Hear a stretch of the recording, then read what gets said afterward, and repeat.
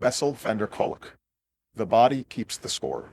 Mind, brain, and the body in the transformation of trauma. We're all familiar with stories of traumatized war veterans who have experienced cruelty and pain, who have killed other people during combat, or who have witnessed the death of a fellow soldier. Often, traumatized soldiers cannot find their way back into society. They struggle with their memories, develop hypersensitive reactions, and become strangers to themselves and their loved ones. What happens in the body and mind of people who have experienced trauma? And why is it so difficult to find relief from it? In these blinks, you'll learn why traumatic experiences haunt us. You'll learn how trauma patients perceive their environment. Finally, you'll learn why there's hope for traumatized people and how trauma can be healed. Blink number 1. Trauma is incredibly common in our society.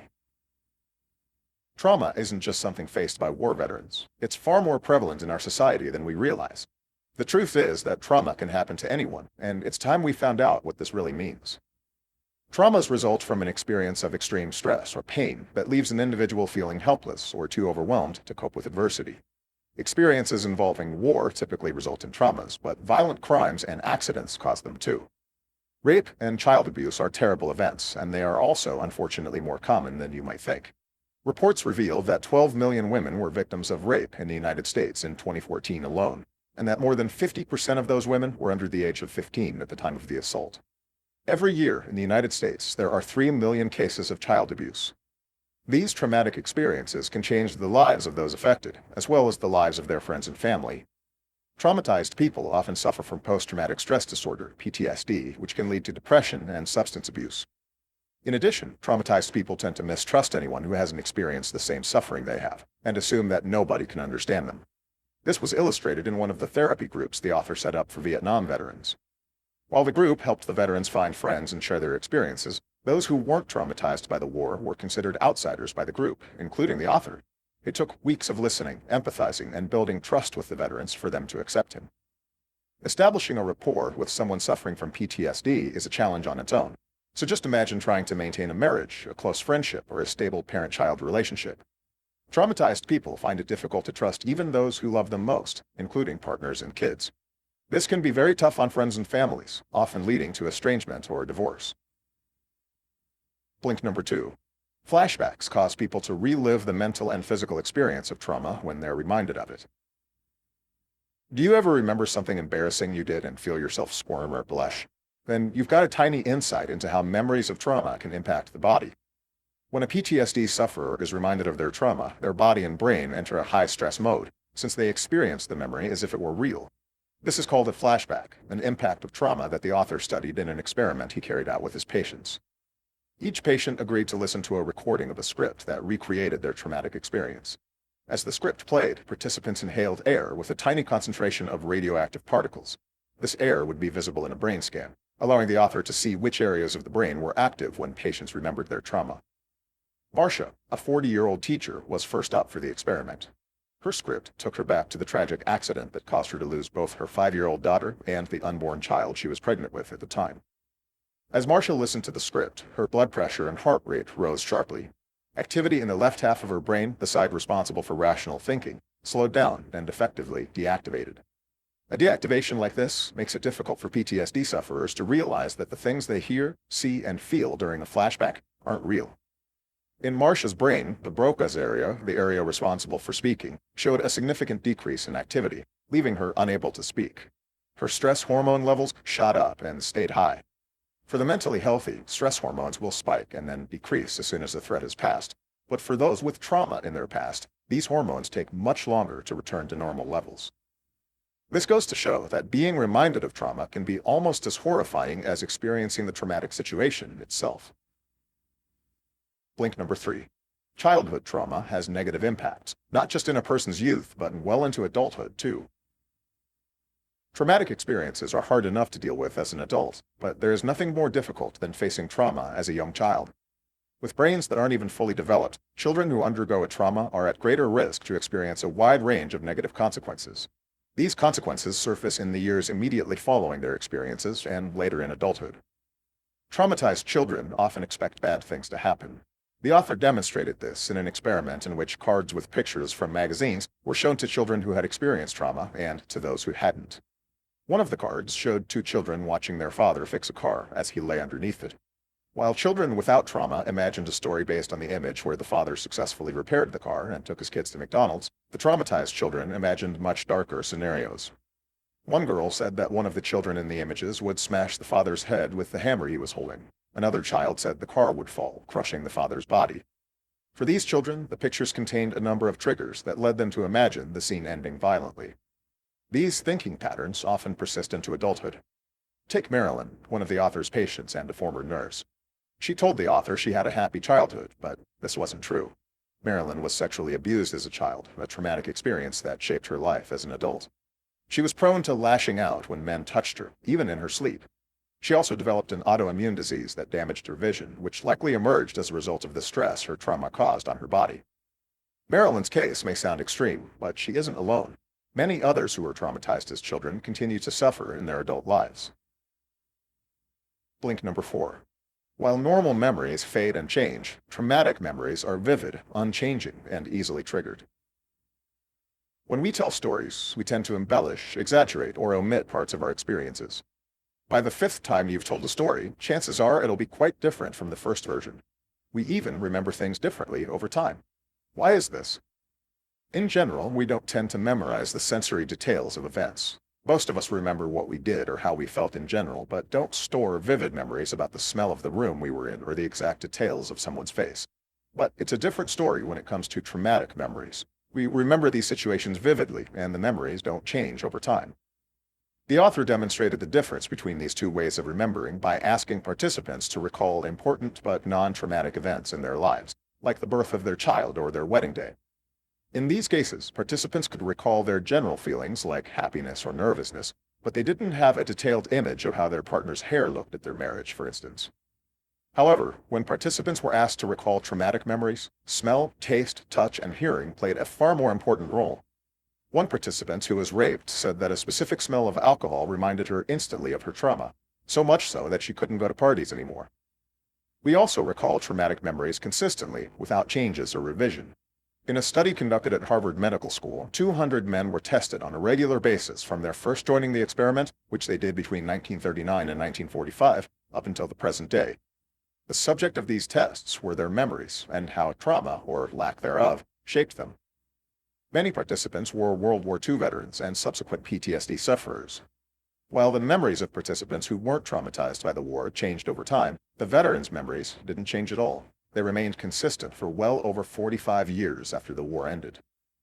Trauma stays with you, both in your body and your brain. So how do people learn to live with it? Blink number 5. EMDR allows patients to integrate their memories and restore a sense of agency over their mind and body. It may sound simple, but one of the most effective techniques the author uses involves only a finger moving back and forth across a patient's field of vision. While the patient follows the finger with their eyes, they're guided through a traumatic memory and encouraged to make new associations along the way. This technique is known as EMDR, or eye movement desensitization and reprocessing.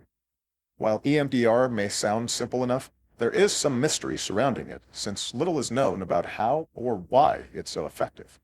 What is clear, however, is that it helps patients by integrating traumatic memories. This is important because if memories aren't integrated, they can still play out before the eyes of a PTSD patient as if it's happening in real time. Once a memory is integrated, it can finally become another past event in the life of a patient and cease having a troubling life of its own. EMDR, as with other techniques described in these blinks, helps a patient control their relationship to traumatic events by allowing them to integrate it into their memories. In doing so, the patient can develop a new and healthier relationship to a traumatic memory, along with a sense of control over their mind, body, and lives. Astounding results have been achieved through EMDR. Many years ago, Kathy approached the author at 21 years of age after having just attempted suicide for the 3rd time.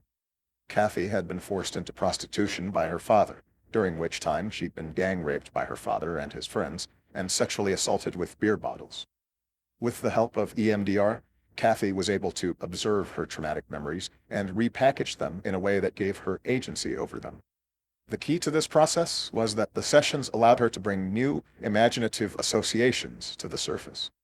For example, during one session, she pictured a bulldozer crushing her childhood home, destroying the scene of so many traumatic memories.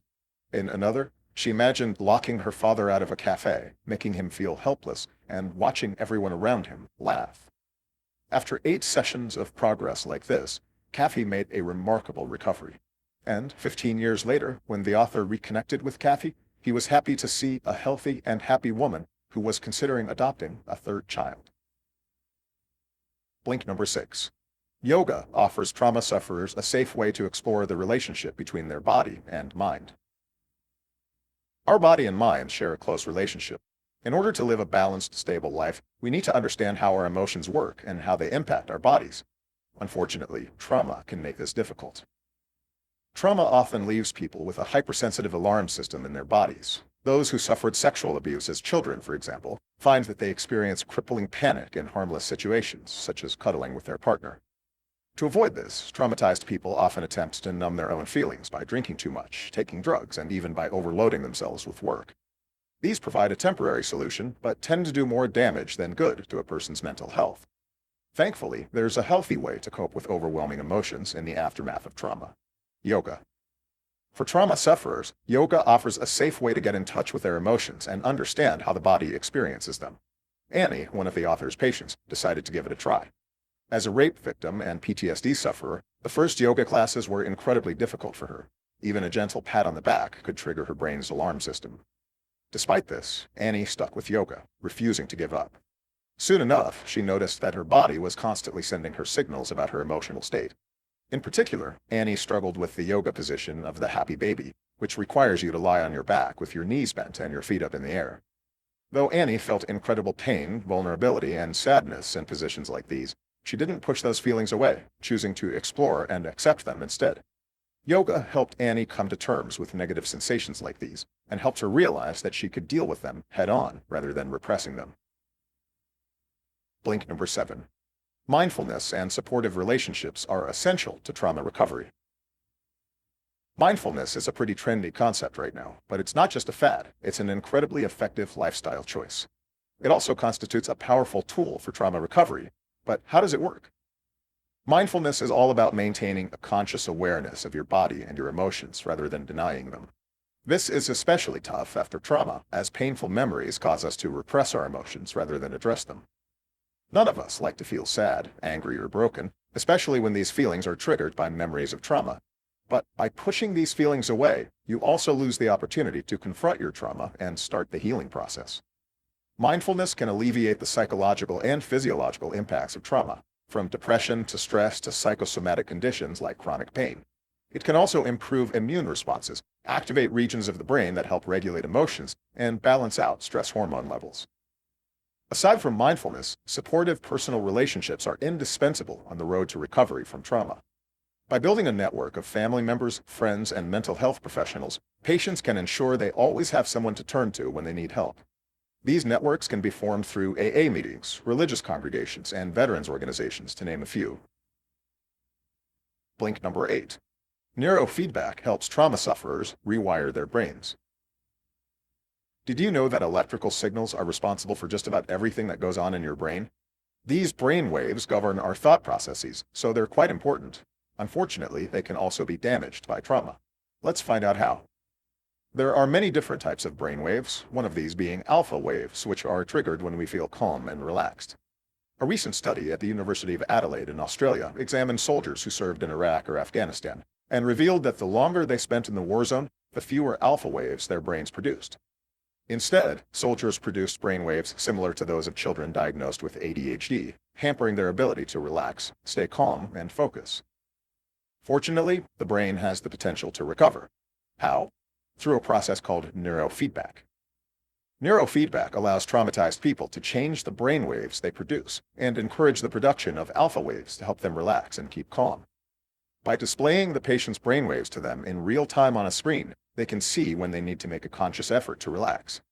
Once they do, they'll see their alpha waves being produced and even be rewarded through an interface that can feel like a video game.